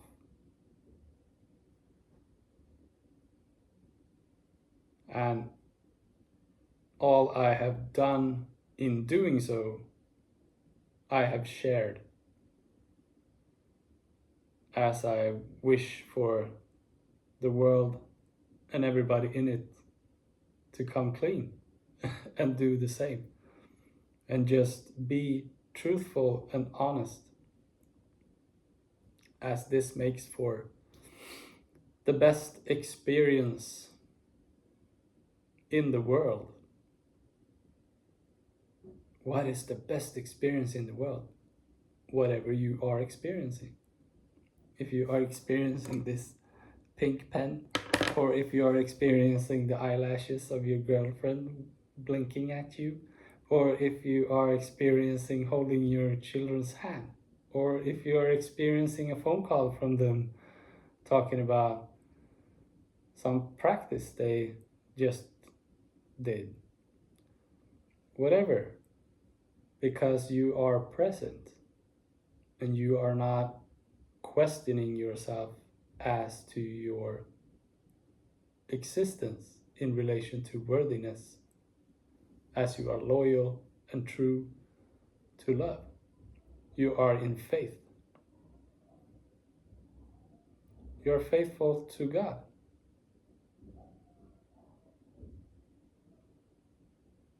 That's what it is. So you see how important that is. And you cannot get away from this in oh my god, there's fighting. You cannot get away from this in any way. It's not a concept like a product or like it's a universal law and the source of all creation, people. And it is the only reality, is the ultimate reality. And it is eternal. It has always been and it will always be. So there is no greater. There is no greater than God. There is no greater than love. So why not be faithful and loyal to love and not cheat yourself? You cannot lie or cheat primarily to another human being. That's always secondary to the primary cheating or lying you do to yourself. I hope you can see that. Of course it is. Everything stems from you, and you are everything. You are all. You are God. You are created in the image of God. You are soul. So you are a little snippet taken from the sun and put in a body to have a human experience, and then you return to source. That's your life. And why do you do that? Well, to expand the soul awareness for a greater good. And what's a greater good? Well, more love. And make the universe expand. Why? What's the purpose? Love. Just love. Why is love the purpose? Shouldn't there be like a goal? The purpose and the goal of existence is fun. It's fun. It's a drama. And sometimes we take the drama seriously and then it hurts really much. And sometimes we can make fun of it and then it doesn't hurt as much. But I don't make fun of your perceived dramatic experience, and you don't do that with mine, because we cannot compare suffering. But as you soften up and begin to see the humor in what has happened, maybe I can crack a joke about it and then we heal. But I don't make fun of it as in reducing your experience as to, yeah, this was nothing. Why are you even crying? I can never do that. That is insensitive and inhumane. That's not loving. And that's respect. And that's a super important part of integrity, which in large parts of the world is fear. Respect has become fear, which is a fear of God. It's a fear of love, essentially. It's the fear of yourself being true within. And as people come closer to truth, you defend yourself, all in fear, and you control the society as a dictator demanding respect. But you are a small, egoic person. Because somebody who is rich in love, full of soul, they do not control. They only wish for everybody to be free and to give some healthy advice as to keep things stable and healthy and take care of yourself.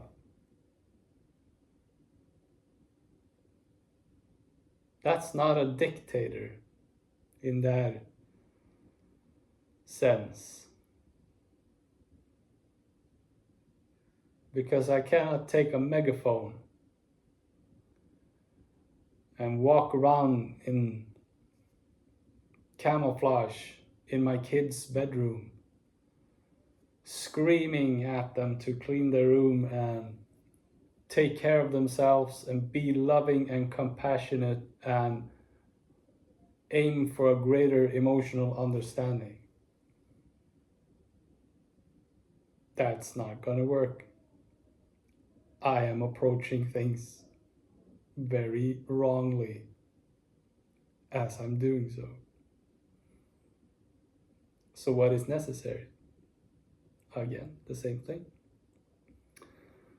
Understanding of the basic principles of the universe, which is the universal laws in relation to God, which is perfection, and which is truth, and which is love, and which is stable and eternal.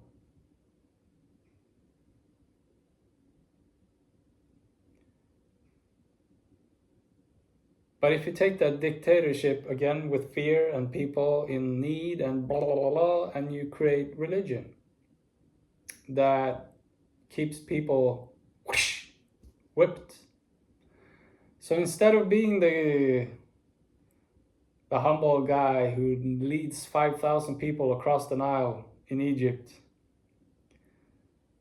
I whip them to obedience, to follow my rules.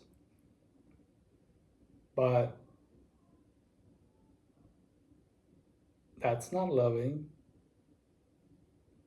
And the pyramids was actually not built in using slavery. It was not a forced construction. Everybody was informed about why the construction was so important, and they worked shifts, and they ate great food, and they had great support with injuries and everything. It was love. They built it with love. And that's what we're trying to do today. As we build more skyscrapers and urban complex apartments,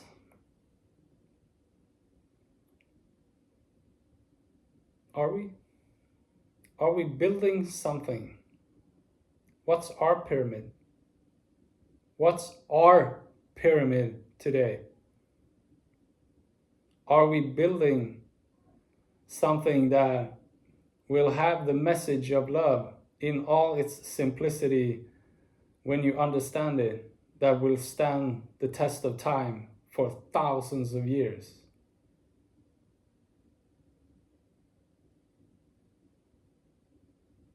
Do we build a new pyramid? Or can we be innovative as to where we have developed, where we are supposed to be today in relation to everything that has happened over the years and all the mistakes we've done, to actually communicate to ourselves to keep humanity safe and loving? What are we doing today that is something of a legacy for a future generation 6,000 years ahead of us? Social media, cars backing over toys on YouTube, lip injections,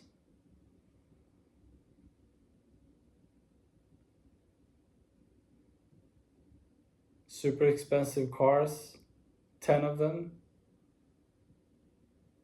the biggest chain of gold around your neck,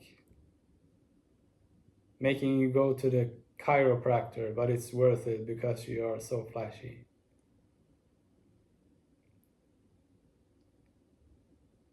Not everybody is like this, but what is a false prophet? That's the root cause of it. Because everybody knows truth. Everybody has intuition. Everybody has the built-in moral compass. We just attune to it or not by choice.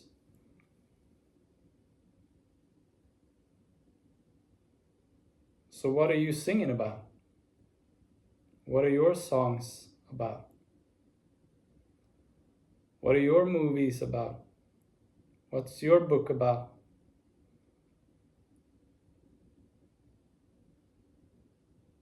Well, I don't make movies, and I don't sing, and I don't write books.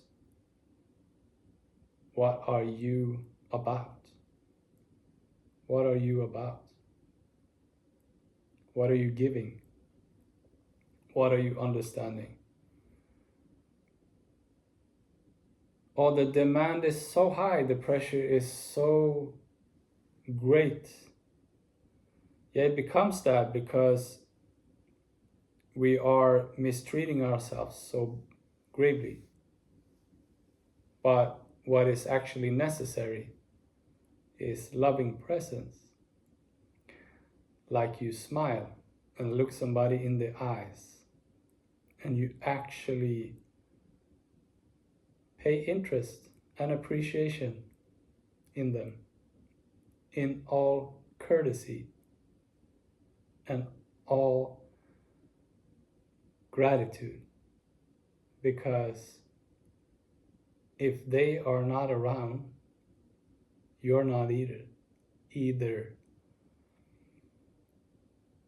You are nothing without other people.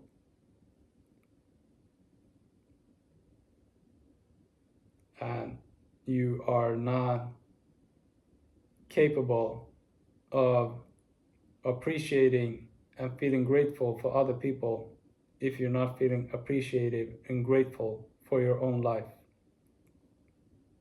And if you aren't, then you are, as the video has explained, not in congruence with the moral compass and intuition that works with the universal laws in perfection with the universe, which is governed by God, which is pure loving consciousness.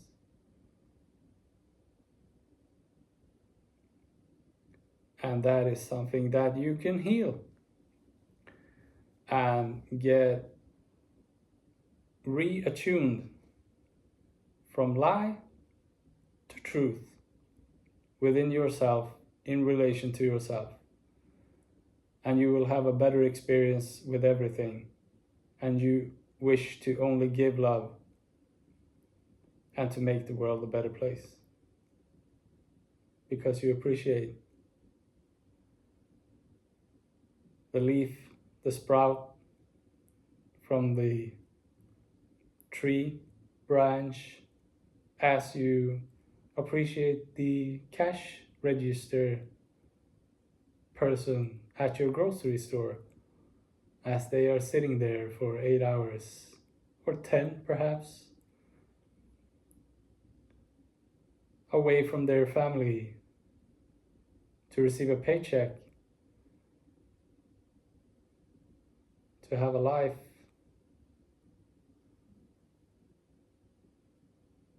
So the least you can do is to smile and send them love.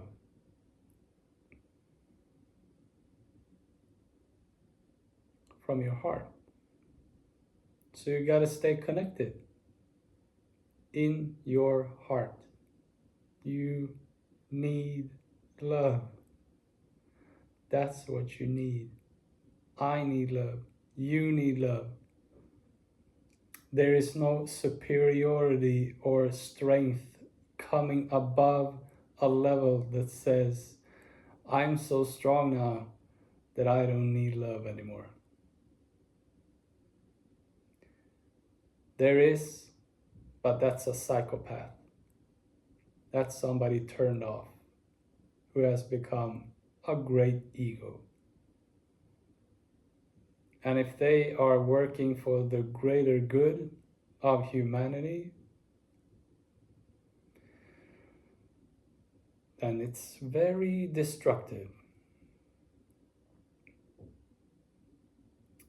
We should all be working primarily for God.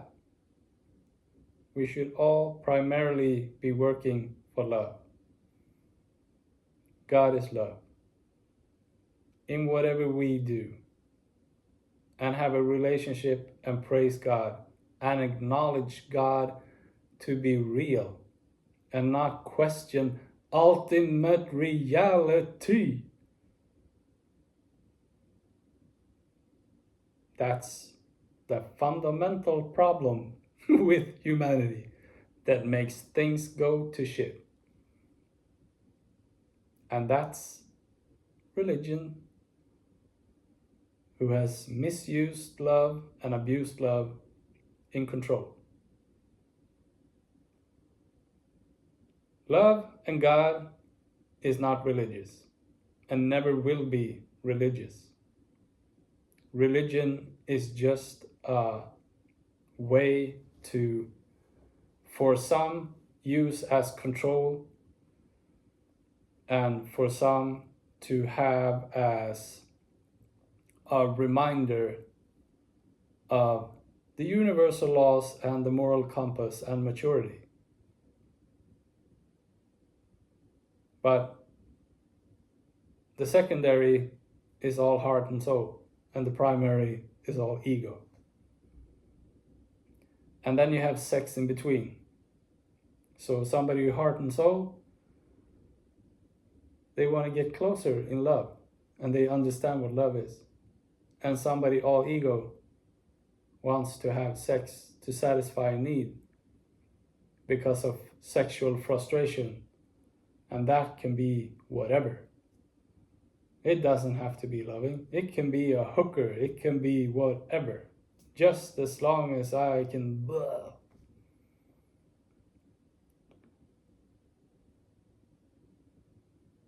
So I am so hungry now. 2 hours and 18 minutes. Well, for everything I've covered, it's not that long, I think.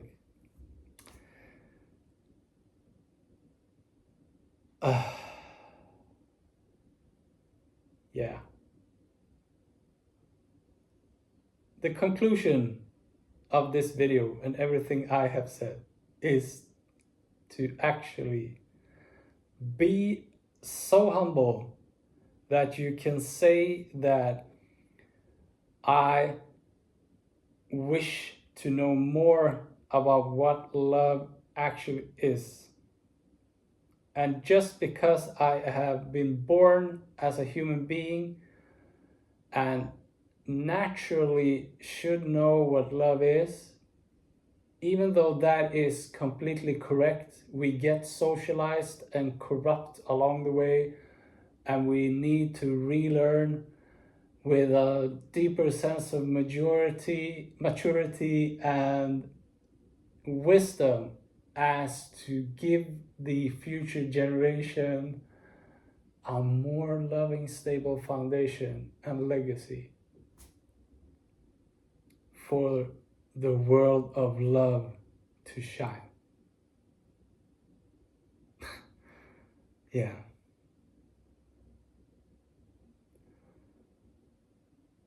I'm gonna have some rice now, and then I'm gonna lay on the couch and maybe have a nap. My heart hurts. I have a heart problem.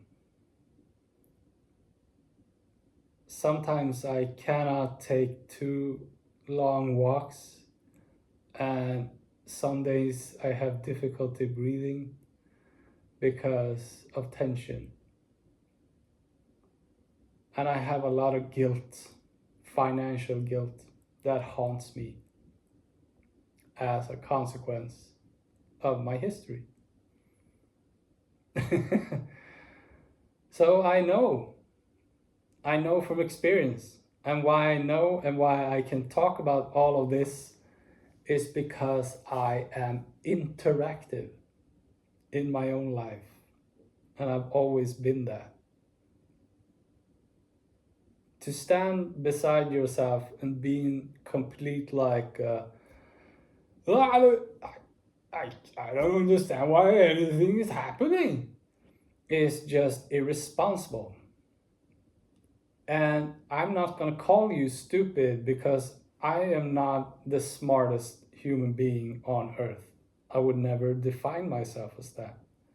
But you have to be responsible and interactive in your own life and relate and reflect and learn and understand more as to make your life greater, as to make your life good, as to make you come to the surface, as to make the world a better place, which we all dream of doing ever since we become around 3-4 years old.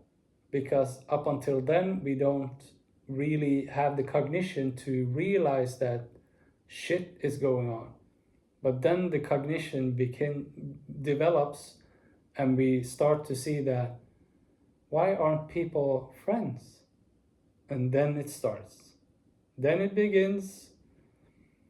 And then we have to accept the lie from there on, as people are not taking responsibility. And that creates more tension, more pain, and more guilt as we are being disloyal to soul, to love, to perfection, to truth and God, which is love. And then we ask, why am I not living a life full of love? Well, go figures. It's do the math. So, something to eat. This has been the greatest video I have ever recorded in my life. Please enjoy. Please take the laws and God serious. Take life and love serious, but don't take yourself so serious. Have a bit of humor, have a bit of humorous understanding, even though how hurtful and painful things have been. And be the kindergarten teacher that stands between the two kids who are in disagreement and just makes them come together again. Just as you are soul in the middle center with your heart, and you have your masculine and feminine side. So try to see yourself as the two kids, like the boy and the girl that cannot really figure things out, because they're always in opposition about, well, I'm right and this is right, no, I'm right. But nobody is right. There is something that is right and correct and precise for both of us, which is called love, which is called soul. And if you come in alignment with that yourself, you can be like that with other people. And we live in peace and don't fight. And every time a conflict stirs up, we are not in the business of proving our position of correctness, other than relating back to the source that gives us all, that is governing the universe in perfection. And we do that together. And that's all in reaching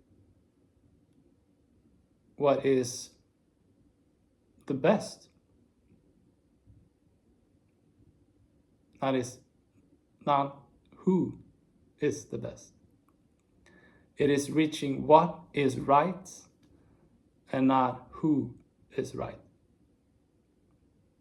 And if you do that together with me, you would have to do that in inspiration. And if I do that together with you, I would have to do that in inspiration.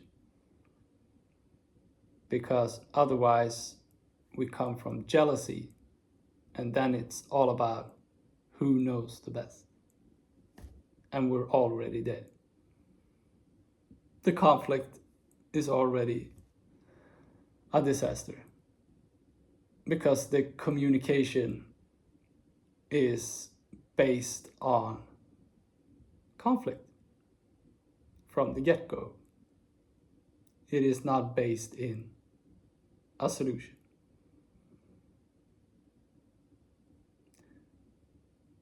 If you want to realize the solution, please watch the video again. Maybe check out transmutation.se. I posted 2 documents recently at the bottom. One is called Family Recipe, and one is called Family Matters. And those 2 together are magical. If you can comprehend those emotionally and see a grander perspective of things, you can see how it affects globally, actually, how it affects humanity, because it is truth. And once you get confronted and consumes the truth, as in not being my opinion, because then it's not truth, then you can't deny it, because your system cannot deny truth once it has been experienced. And when you deny that, as you now know what that is, oh, pain. So much pain. Like, I believe that somebody who is so immorally corrupt and in misunderstanding about sex and love and maturity and loving boundaries and all of that, if they commit a crime against nature in the worst possible way, they can live on, but they live in pain, and they try to handle that frustration and satisfy their urge with that sickness, because that's really sickness. But as they come, if they would come to a conclusion, like with the truth as it is, not an opinion, just this is how it functions, this is where it comes from, and this is what happened, I believe that either they receive salvation, they will receive salvation and redemption and freedom, but they might die.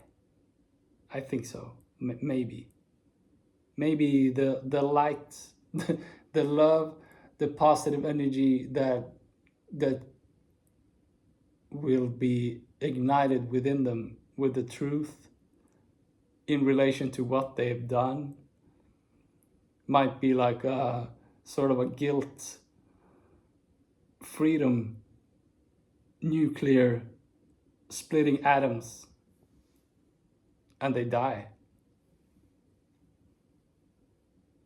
commit suicide maybe, because it will be just too much. And that's understandable. because there is no greater inflicted pain you can ever create as a human being in relation to anything. If you go against love in the worst possible way, as in forcing yourself in the name of love on a child, or even your own child, that's the worst thing you can ever do. Okay, belief and moral compass, 2 hours and 31 minutes in 10 seconds. Done. Okay, I love you and I wish for a great life for everybody. Peace.